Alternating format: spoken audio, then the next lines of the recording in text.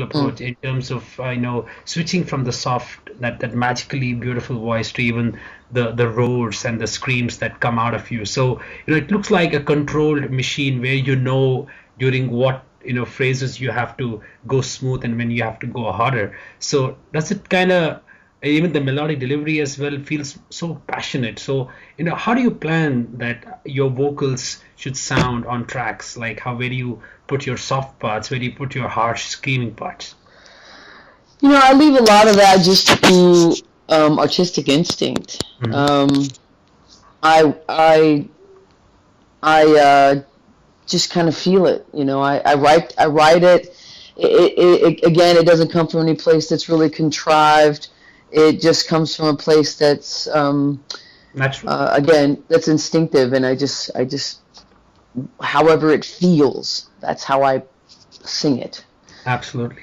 And how do you feel about this entire, like we were talking about earlier, you said about how people talk, there's a lot of negativity out there. Even when I was having a chat with an American metal band called Butcher Babies, where they have Mm, two front ladies as well. So it's either a mhm. love-hate relationship between the fans and, let's say, people in general.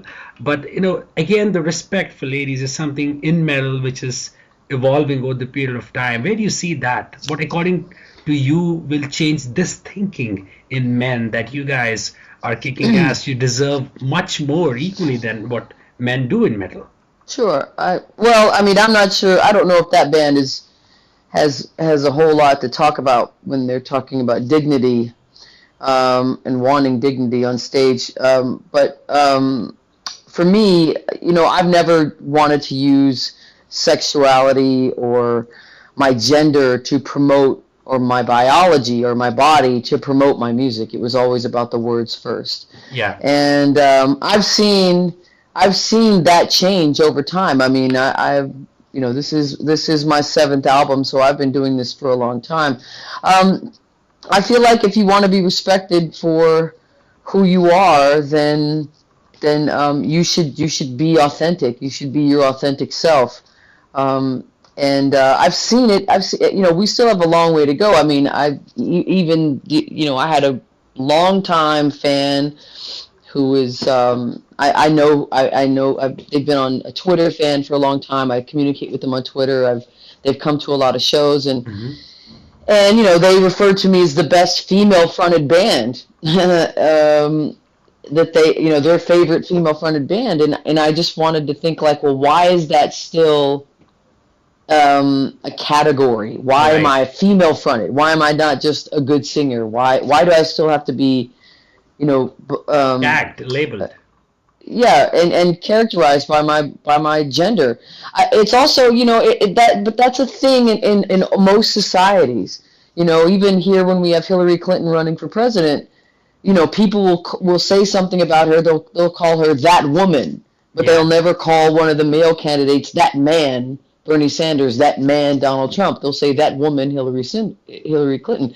And so I think there's just this overall idea, where women are still breaking boundaries. I think that a lot of our history has been lost to us, women that have made great strides throughout civilization. They've been removed from history. I did some research recently where I found all of these women who had done amazing things. One of the greatest pirates ever was this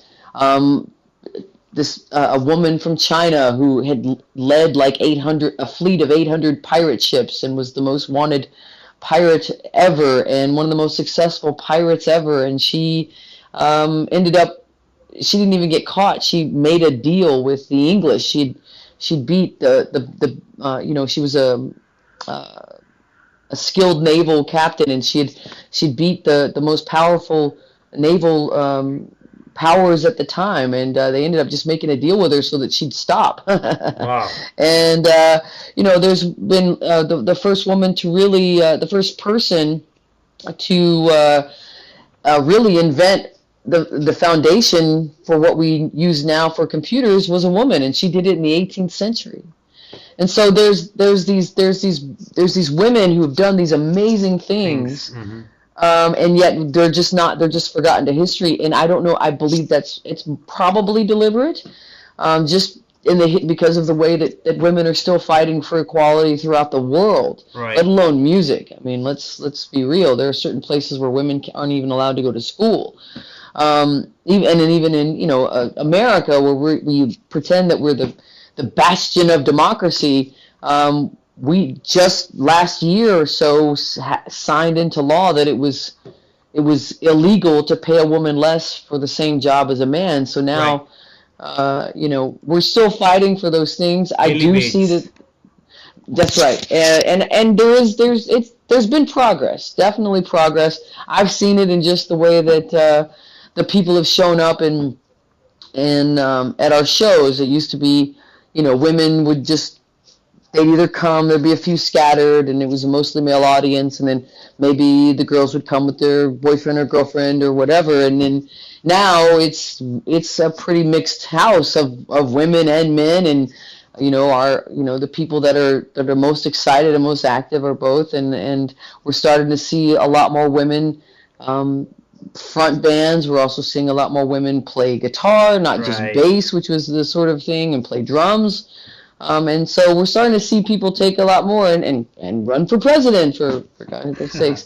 So we're starting to see some advancements, but I think that we still have to get past certain, cultural ideas of where women belong in Belong. society. Right. And hopefully I'm helping destroy a lot of those barriers. Excellent. Well, very, very well said. Now, Utep, even about playing the songs live. You were even mentioning Donald Trump and Hillary Clinton as well. Where Mm, do you see that happening currently in the American, presidential candidate with someone like Donald Trump, who's known as, like a Lords of War, for instance, where how mm, he has managed to, find a somewhat of a stability in terms of getting a lot of hate as well as love from that's people. right. Where do you see that Yeah. shaping up?